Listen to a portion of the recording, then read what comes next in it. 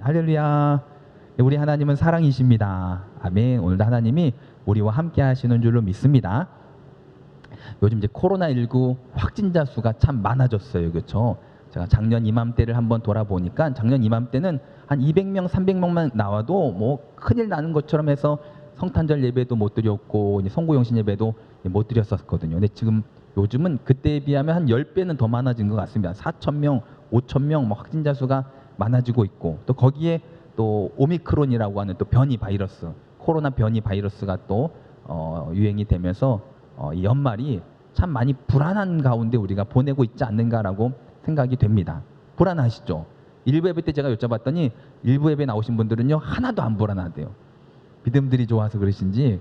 그런데 하여튼 불안함 가운데 연말을 보내고 있는데, 그럼에도 불구하고 여러분, 기다림이라고 하는 것은요 참 소중합니다. 그렇죠? 기다림이라고 하는 것은요 우리에게 참 소망이 됩니다. 그러니까 기다림의 의미를 제가 말씀을 준비하면서 한번 곰곰이 생각을 해봤더니요, 기다림이라고 하는 것에 대한 의미가 이렇더라고요. 내가 아직 소유하지 않았지만 이미 벌써 내가 소유한 것, 이게 기다림이더라고요. 예를 들어서 우리가 무슨 물건을 주문했을 때 그 물건이 오기를 기다리고 있을 때에 내가 아직 소유하지 않았지만 그것은, 그 기다림은 결국 그것이 내 것임을 기다리는 것이기에 그 기다림은 참 소중하고 그 기다림 가운데는 소망이 있습니다. 그러니까 이 땅에 오신 예수님, 또 다시 오실 예수님을 기다리는 우리에게도요 이 기다림이 참 소중합니다. 그러니까 아무것도 아닌 것 같지만 이 대림절 예수님을 기다리는 이 기다림이요 성도들에게는 참 중요합니다. 왜냐하면 그 기다림이 우리에게 소망이 되기 때문입니다. 소망이 뭡니까 여러분? 여러분, 절망이라고 하는 것을 이길 수 있는 것은 소망밖에 없잖아요. 그러니까 신약 같은 희망, 소망만 있어도요 어떠한 어려움도 이겨낼 수 있는 게 바로 소망의 힘입니다. 예수님을 기다리는 기다림이 우리에게 소망이 되는 줄로 믿습니다. 아직 오시지 않았지만 이미 우리 안에 계시잖아요. 주 예수 내 맘에 들어와 계신 후 망령된 행실을 끊고, 여러분, 주님이 이미 우리 안에 들어와 계십니다. 근데 문제는 그 주님이 주인으로 계시는지 아니면 저 인생의 저 구석텅이 어딘가에 계시는지, 그것에 따라서 망령된 행실을 끊을 수도 있고 계속 할 수도 있는 게 우리 사람이거든요. 이제라도 이미 벌써 오신 주님을 또 우리가 기다리고 계시지만 그 기다림이 우리 가운데 얼마나 중요한지, 또 그 주님이 우리 가운데 소망이 되는 삶을 날마다 살아낼 수 있는 그런 주님의 오심을 기다리는 슬기로운 성도들이 되시기를 바랍니다. 2주 전쯤에 그런 말씀 나눴잖아요. 슬기로운 사람과 또 미련한 사람.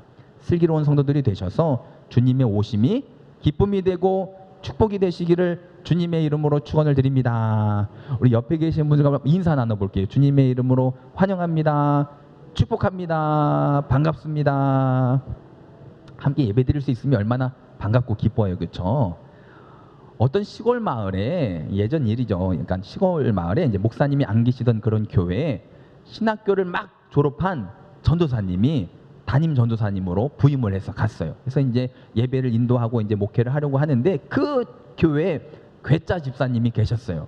그래서 한 번은 이제 이런저런 설교를 하고 끝나고 이야기를 나누는데 그 괴짜 집사님이 이런 얘기를 했습니다. 그 전도사님한테, 전도사님, 요즘 왜 성도들이 그렇게 기도를 열심히 하는데 그렇게 응답이 없는지 아십니까? 딱 이렇게 물은 거예요. 그러니까 이 전도사님이, 글쎄요, 기도 응답은 하나님께서 하시는 거니까 하나님만 아시겠죠 라고 이야기를 했더니 이 괴짜 집사님이 하는 말이 뭐냐면, 아니요, 저도 알아요 라고 이야기하는 거예요. 예? 그걸 집사님이 어떻게 아십니까? 했더니 그 집사님이 하는 얘기가 뭐냐면, 요즘 교회 건물들을 너무 잘 짓고 있어가지고 방음시설이 너무 잘 돼가지고 아무리 기도를 해도 바깥에 있는 하나님이 듣지를 못해서 그래서 응답이 없는 거라고, 그러니까 우스갯소리로 한 얘기인 거죠. 그런데 그 이야기를 쭉 제가 이제 글로 읽으면서 제 나름대로 깨달은 바가 있었습니다. 깨달은 바가 뭐냐면, 우리가 신앙생활 하면서 환경이라든지 상황, 형편이 내가 신앙생활 하는데 너무 장애가 되고 걸림돌이 되고 가로막는 일들이 너무나도 많이 있다라는 거죠. 의외로 성도들이 힘들었을 때, 어려웠을 때, 고난 가운데 있을 때는 더 기도하고 예배하고 하나님 앞으로 나오던 성도들이 이제 환경이 좋아지고 상황이 좋아지고 문제가 해결되자 오히려 그 나아진 환경, 좋아진 환경이 하나님께로 나아가고 예배의 자리로 나아가고 기도의 자리로 나아가는 데 있어서 오히려 방해가 되는 그러한 일들이 오늘날 너무나도 많이 일어나고 있다는 사실입니다. 혹시 여러분들은 어떻습니까? 힘들었을 땐 정말 주님밖에 안 보였었는데 어느 정도 이제 좀 살만하자 그 주님이 아니라 오히려 주님께 나오는데 그 나아진 삶이 걸림돌이 되고 장애물이 되진 않는가 한번 스스로 돌아볼 수 있는 이번 대림절 기간이 다 되시기를 주님의 이름으로 축원을 드립니다. 또 담임 목사로서 부탁을 드립니다. 왜냐하면 신앙생활은요, 이런 변함이 없어야 되잖아요. 여러분 맞습니까? 믿으십니까? 우리의 신앙생활은요, 변함이 없어야 됩니다. 어제나 오늘이나 내일이나 변치 말아야 될 게 우리의 신앙생활입니다. 왜냐하면 우리가 믿는 하나님, 우리가 섬기는 하나님, 우리가 바라보는 하나님, 그 하나님이요 어제나 오늘이나 내일이나 변치 않는 하나님이시거든요. 그 하나님을 섬기고 믿고 따르는 우리도 마찬가지로 환경, 상황, 형편에 구애받지 않고 휘둘리지 아니하고 변함없는 신앙생활을 살아야 하면요, 어쩌면요 마땅한 거예요. 어느 순간 주님 안에서 세상에 휘둘리지 아니하고 신앙생활하는 사람들이 칭찬받는 그런 시대가 됐지만 여러분, 칭찬받을 게 아니라 당연한 모습이 아닌가라고 생각이 되어집니다. 이번 대림절 어쩌면 또 코로나 확진자가 많아지고 또 오미크론 변이 바이러스로 인해서 신앙생활할 때 많은 걱정도 있고 주변에서 이런저런 이야기도 많이 들으실 거예요. 그럼에도 불구하고 우리가 무엇을 바라보고 누구를 바라봐야 될지 오늘 이 시간 이 예배의 자리에서 결단하시고 결정하시기를 바랍니다. 나와 내 집은 오직 여호와 하나님만을 섬기겠노라 라고 선포했던 여호수아처럼 상황이 아닙니다. 환경이 아닙니다. 우리가 바라봐야 될 분은 믿음의 주요 우리를 온전케 하시는 이인 예수님을 바라보면서 그렇게 신앙생활하는, 그렇게 하루하루 승리하는 대림절 되시기를 주님의 이름으로 축원을 드립니다. 그래서 오늘은 본문의 말씀을 통해서 주님의 오심을 기다리는 성도들, 즉 대림절을 보내는 성도들이 어떻게 하루하루를 살아가야 될지, 삶의 방향, 이쪽 방향입니다. 그 방향을 오늘 말씀을 통해서 한번 여러분 깨닫게 되시고 믿음의 눈으로 그 방향을 바라보시고 오늘도 이 자리에서 주님과 함께 정말 각자의 삶으로 출발하는 그 출발점이 되시기를 다시 한번 주님의 이름으로 축원을 드립니다. 우리 말씀 읽도록 하겠습니다. 우리 2장 36절 37절 두 절 말씀, 누가복음 2장 36절 37절 두 절 말씀을 함께 읽습니다. 또 아셀지파 바누엘의 딸 안나라 하는 선지자가 있어 나이가 매우 많았더라. 그가 결혼한 후 7해 동안 남편과 함께 살다가 과부가 되고 84세가 되었더라. 이 사람이 성전을 떠나지 아니하고 주야로 금식하며 기도함으로 섬기더니. 아멘. 첫 번째로 우리가 이 주님의 오심을 기다리는 성도들이 대림절을 어떻게 보내야 되냐 하면요, 어떠한 상황 속에서도 주님의 오심을 기다리시길 바랍니다.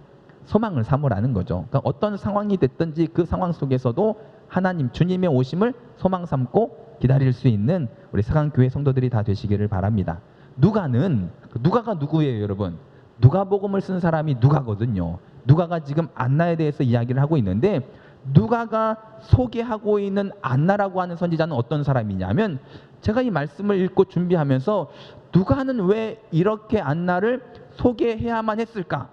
라고 하는 생각이 들었어요. 그러니까 예를 들어 우리가 누군가를 소개할 때는 그 사람에 대해서 여러분 어떤 것들을 소개합니까? 만약에 제가 제 자신을 소개한다면 저는 아프리카에서 선교를 하다 왔고 세강교회 담임 목사고 우리 집에서는 아빠고 한 여자의 남편이고 이렇게 소개를 할 거 아닙니까? 그러니까 일종의 그래도 좋은 것들, 드러낼 만한 것들을 소개를 하는데, 누가가 지금 안나 선지자에 대해서 뭐라고 얘기를 하냐면, 일단은 아셀지파, 나이가 많고 아셀지파고 그리고 과부다라고 하는 것을 소개를 합니다. 이 세 가지가 어떤 겁니까?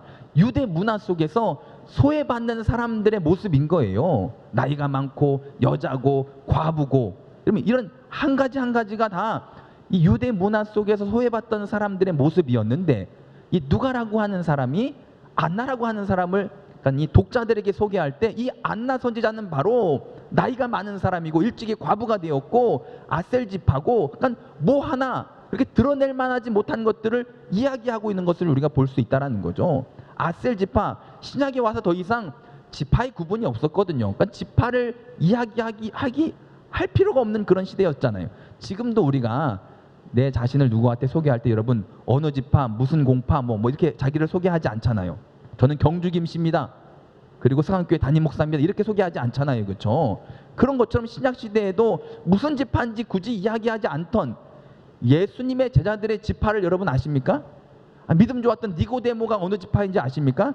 그런 거론이 없던 시대에 왜 누가는 굳이 안나라고 하는 사람을 소개할 때 나이가 많고 과부고 아셀 지파가 뭡니까? 그렇게 뭐 뛰어난 사람도 없었고 위대한 업적도 없었던 그런 지파의 사람이다라고 이야기를 하고 있느냐는 거죠.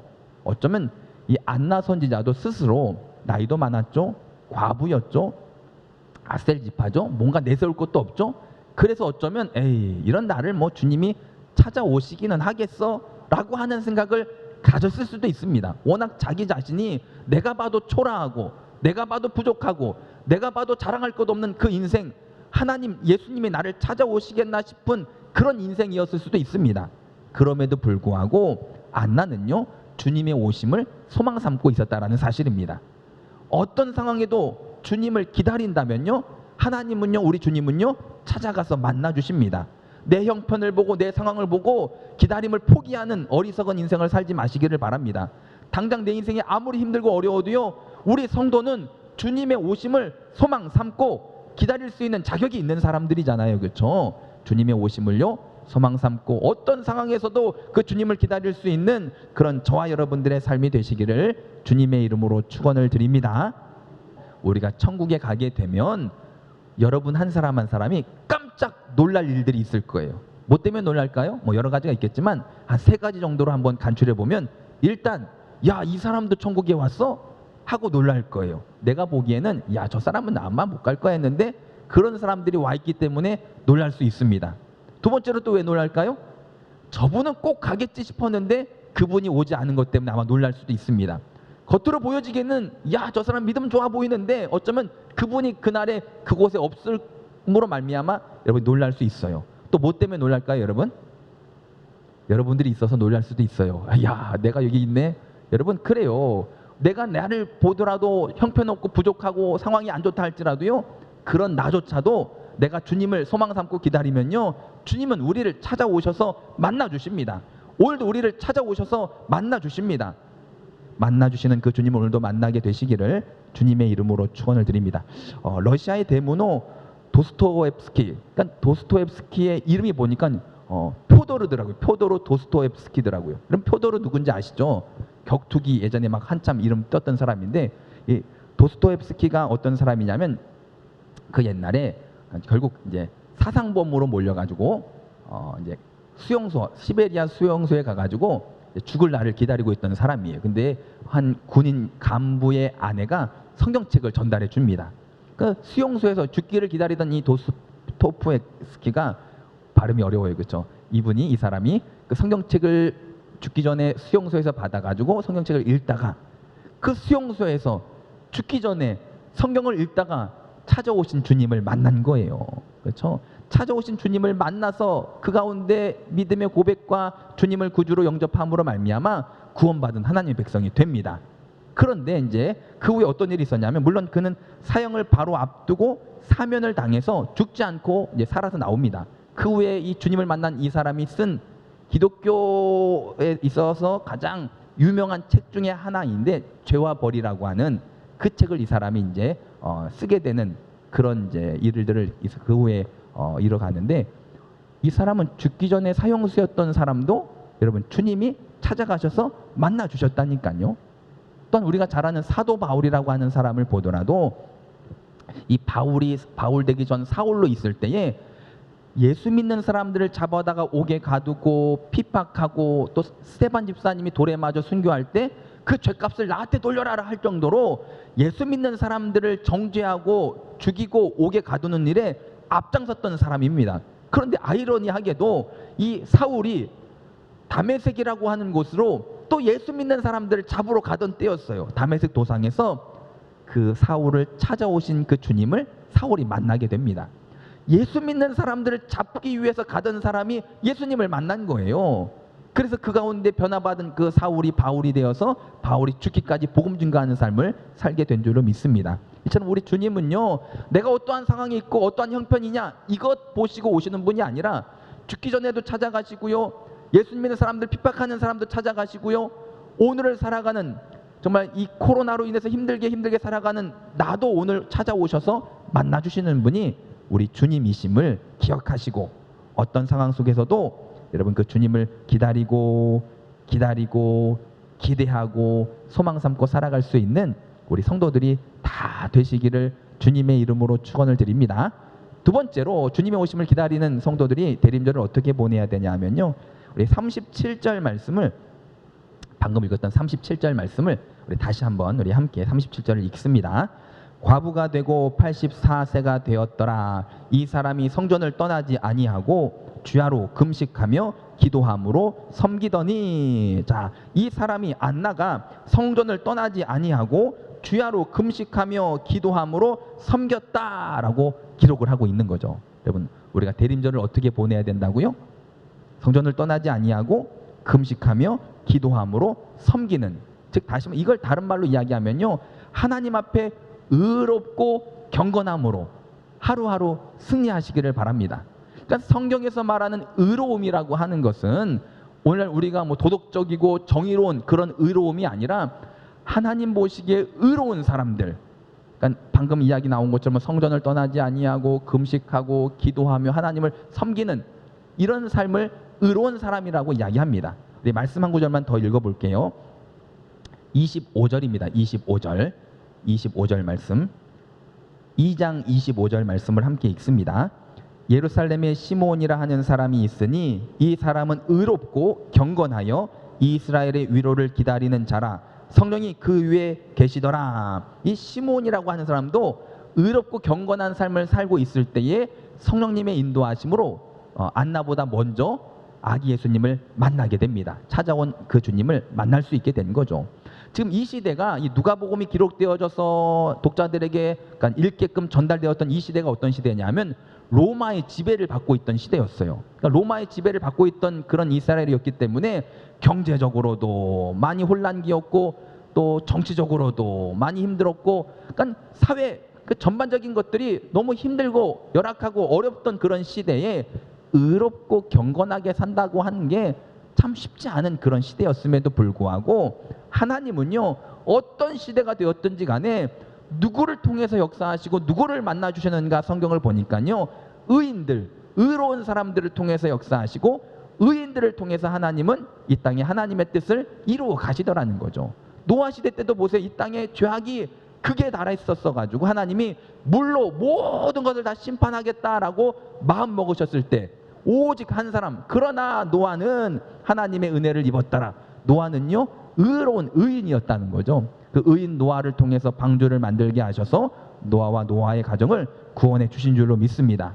또 반대로 소돔과 고모라 때의 그 사건을 보면 소돔과 고모라도 그 죄악이 만연하여서 그냥 죄악이 또 극에 달해서 하나님께서 불로 심판하시려고 할 때에 아브라함이, 조카가 그곳에 있었기 때문에 하나님 좀 용서해 달라고, 그것에 의인이 있으면 그러니까 막 쭉 줄이고 의인이 10명만 있어도 내가 심판하지 않겠다.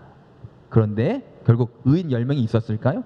그것에 의인 10명이 없었잖아요. 그래서 결국 하나님께서 불심판으로 그 소돔과 고모라를 멸하신 사건을 우리가 성경을 통해 잘 알고 있는 것처럼 오늘도 하나님은요, 의로운 사람들을 통해서 이 땅에 일하시고 의롭고 경건한 사람들을 만나 주십니다. 그럼 우리가 어떻게 대림절을 보내야 됩니까? 내가 의인이 되어서, 의로운 사람이 되어서 경건하게 성전 중심, 예배 중심, 하나님 중심의 삶으로 열심히 승리한다면 오늘도 내일도 나를 찾아오신 그 주님을 만날 수 있게 될 줄로 믿습니다. 그러니까 성도는요, 될 수 있으면 성전하고 가까워야 돼요. 그 삶이 성전하고 가까워지시길 바랍니다. 그러니까 매일매일 한 번씩 그냥 들렸다라가도 가세요, 여러분. 그 마음이, 그 발걸음이 오히려 나의 신앙을, 믿음을 붙잡아 줍니다. 성전과 가까운 신앙생활 되시기를 바랍니다. 운동 삼아서도 오고, 기도하러도 오고, 그냥 이것저것 한번 뭐 청소하러도 오고, 한번 교회랑 가깝게 지내보세요, 여러분. 그게 우리의 신앙생활에 큰 도움이 됩니다.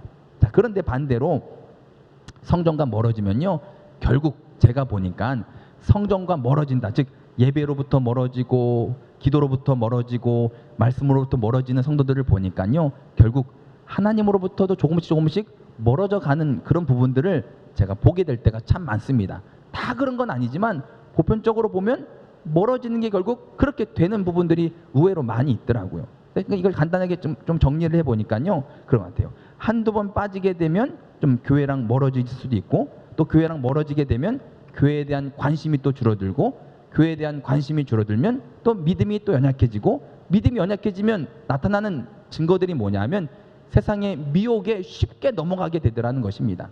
세상의 성공, 세상의 권력, 세상적인 그런 세상적인 가치관에 너무 쉽게 흔들릴 때가 많이 있기 때문에 성도는 될 수 있으면요, 성전과 가까워야 돼요. 예배, 기도, 말씀과 가까운 신앙생활이 되시기를 주님의 이름으로 축원을 드립니다. 그리스 신화 중에서 이런 내용이 있어요. 아틀란타라고 하는 아름다운 아가씨가 있어요. 모든 남자들이 누가 봐도 흠모할 만큼 아름다운 이 아가씨 아틀란타가 있는데, 이 여인은요, 결혼하기가 싫었어요. 그런데 많은 남자들이 총각들이 와가지고 늘 청혼을 하는 바람에 자기는 하기 싫은데, 그래서 이제 이런 제안을 합니다. 누구든지 나랑 결혼하고 싶으면 나랑 달리기 시합을 해서 이겨라. 이기면 내가 결혼하겠다. 하지만 나한테 달리기 시합해가지고 지면 내가 가지고 있는 창에 죽임을 당할 것이다 라고 하는 그런 그걸 조건을 내세운 거죠. 그래도 이제 많은 사람들이 에휴 내가 뛰어서 이길 수 있겠다라고 하는 생각을 가지고 시합을 했는데, 워낙 이 애틀란타가 여인이 너무 달리기를 잘해가지고 찾아온 총각들마다 다 결국은 애틀란타 창에 죽임을 당했어요. 그러던 어느 날 누가 찾아왔냐면 히포메네스라고 하는 한 청년이 또 찾아와가지고 이제 청혼을 하면서 달리기 시합을 하게 됩니다. 그래서 준비 땅 해서 달리기 시작하는데, 시작은 이 히포메네스가 빨리 출발을 했어요. 근데 뒤를 돌아보니까 막 이 애틀란타 여인이 막 거의 다 가까이 자기를 따라잡을 정도로 달려오는 거예요. 근데 이 히포메네스가 경기하기 전에 뭘 가지고 왔냐면 황금 사과 3개를 가지고 온 거예요. 그래서 거의 따라잡힐 때쯤 사과를 하나 뚝 일부러 떨어뜨렸어요. 근데 이 애틀란타 이 여인이 그 황금 사과를 보고 멈춰서서 그 사과를 주워서 자기 주머니에 넣고 또 달리기 시작을 했어요.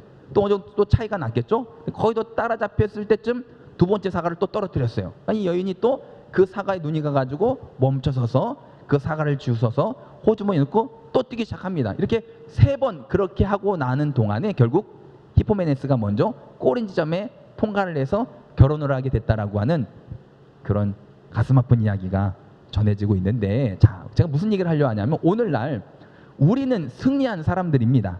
여러분 믿으십니까? 우리 예수님이 이미 벌써 승리하셨기 때문에 우리도 그 승리를 이미 벌써 소유한 하나님의 거룩한 백성들이잖아요. 여러분 믿으십니까? 누가 뭐라고 해도 여러분들은요 승리한 사람들인 거예요. 지금 당장은 세상이 당장의 현실 속에서 나타난 증거만 가지고 우리를 패자라고 이야기한다 할지라도 정말 중요한 정말 진리 중에 진리는 뭐냐면 우리는 승리한 사람들입니다.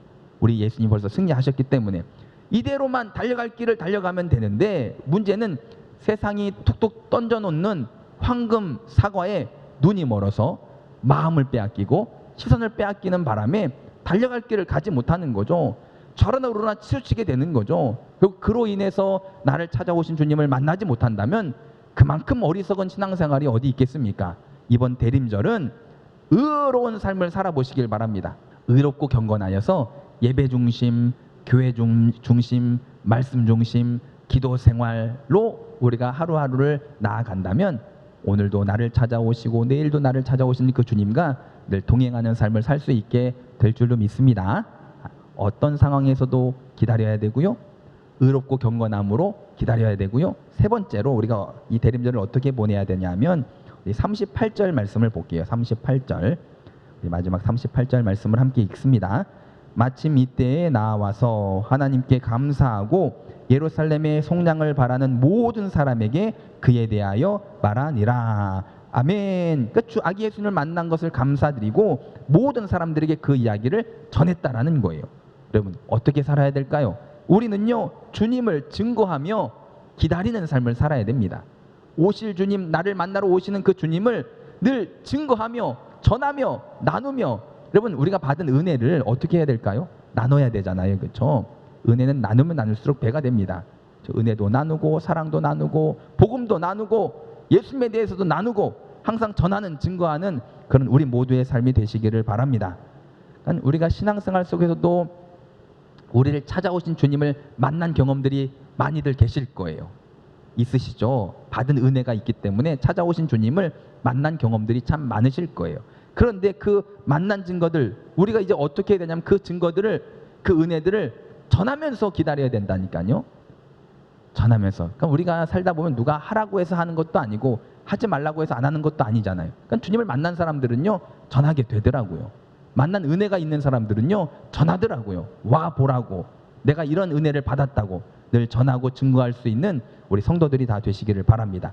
안나 선지자도 힘든 상황이었지만, 나이도 많고 과부였고 아셀지바였지만, 그럼에도 찾아온 그 주님을 의롭고 경건함으로 만난 그 소식을요, 많은 사람들에게 전하면서 살았습니다. 성경에 보면 바디메오라고 하는 사람이 나와요. 바디메오. 앞을 보지 못했던 소경 바디메오가 하루는 예수님이 지나가신다는 이야기를 듣고 다윗의 자손 예수여 나를 불쌍히 여겨달라고 막 소리를 칩니다. 사람들이 조용히 하라고 막 핀잔을 주고 구박을 줘도 소리 지르며 다윗의 자손 예수를 찾았을 때에 예수님께서 오셔서 그의 눈을 보게 고쳐주셨잖아요. 그 후에 어떤 일이 있었냐면 이 바디메오는 막 뛰어다니면서 만나는 사람들에게 그 주님을 전하기 시작하는 거예요. 예수님을 전하기 시작하는 거죠. 사람들이 막 협박까지 했어요. 너 조용히 하라고, 더 이상 아무것도 전하지 말라고. 그래도 바디메오는요, 끝까지 복음을 증거하는 삶을 산 것처럼 예수님을 만난 사람은요, 받은 은혜가 있는 사람은요, 그 주님을 증거하는 삶을 사는 것이 어쩌면 마땅한 것 같습니다. 우리 말씀 한 구절 읽어볼게요. 우리 말씀 사도행전, 마태, 마가, 누가, 요한복음 다음에 사도행전 4장입니다. 페이지 수로 신약성경 193페이지쯤 보시면 193페이지 사도행전 4장 18절에서 20절까지 말씀입니다. 신약성경 193페이지 사도행전 4장 18절에서 20절까지 말씀을 함께 읽습니다. 그들을 불러 경고하여 도무지 예수의 이름으로 말하지도 말고 가르치지도 말라 하니 베드로와 요한이 대답하여 이르되 하나님 앞에서 너희의 말을 듣는 것이 하나님의 말씀을 듣는 것보다 옳은가 판단하라. 우리는 보고 들은 것을 말하지 아니할 수 없다 하니. 아멘. 우리가 영적으로 보고 들은 것을요 말하지 않을 수 없는 존재가 성도인 거예요. 아멘. 우리 대림절 은혜를 나누세요. 전하세요. 복음을 증거하시기를 바랍니다. 어제 남선교회 회원들이 이제 청소를 하고 이제 등산, 저한테는 등산이었어요. 험한 등산을 했지만 한 40분 정도 그 계명산 끝자락에 있는 아이파크 뒤쪽에 있는 그 산을 이제 잠깐 등산을 했거든요. 한 40분. 그러면서 이제 장로님, 안수 집사님들이랑 같이 이제 등산을 하면서 이런저런 얘기도 하고 또 등산 후에 또 식사를 하면서 뭐 이런저런 이야기들을 나눴는데 그 이야기를 나누면서 이런 얘기들이 있었어요. 하나님의 은혜라고. 또 그 삶 속에 또 코로나로 인해서 또 여러 가지 또 육체적인 질병으로 인해서 아프기도 하고 힘들기도 하고 스트레스도 있었고 어려움도 있었지만 결국 하나님께서 피할 길을 주시고 또 하나님께서 건강을 또 되찾게 하시고 또 코로나 시기에도 또 사업을 하나님께서 또 잘 진행할 수 있도록 또 함께 하시니 모든 것이 하나님의 은혜입니다. 이런 얘기들을 계속 나누었어요. 이런 거 누가 시켜서 하는 게 아니잖아요. 그렇죠? 여러분, 예수님의 오심을 기다리는 기다림 속에는요, 이처럼 늘 누군가를 만나든지 간에 그 은혜를 나누고 증거하는 삶이 우리 가운데 반드시 있어야 된다는 거죠.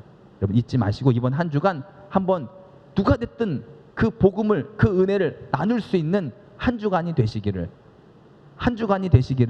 주님의 이름으로 축원을 드립니다. 그래서 주님의 오심을 기다리는 성도들은 어떤 상황이 되었든지 간에 소망 삼고 기다리세요.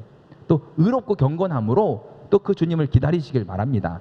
또 그 은혜를 나누고 복음을 증거하면서 기다리시기를 바랍니다. 그런다면요, 여러분, 그때는 우리가 알 수 없지만 카이로스라고 하는 하나님의 때 우리를 만나러 찾아오시는 그 하나님을 우리가 삶 속에서 꼭 경험하는 은혜가 우리 가운데 있게 될 줄로 믿습니다.